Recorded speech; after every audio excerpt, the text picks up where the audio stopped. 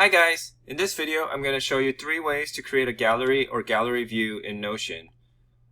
So I already have what is a demo gallery view here, and it's an inline view, so I can have text on the page. And the way to do this is to just open up the page you want to add it to, click and then type /gallery, click on gallery view, and it creates this database. And you would add the pages normally. You can also link old pages that you already have into the database. So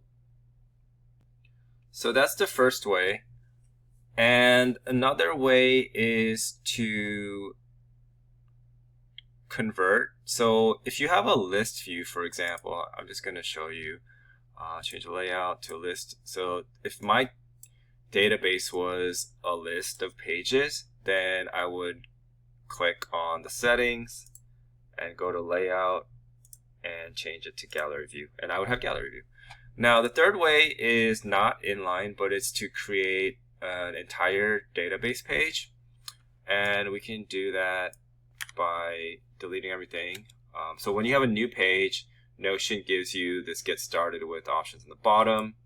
You just click on the 3 dots and click gallery. This will open a completely new page for a new database, which is gallery view. You can't add any text in this form, and those are the 3 ways. So thank you, hope this helps.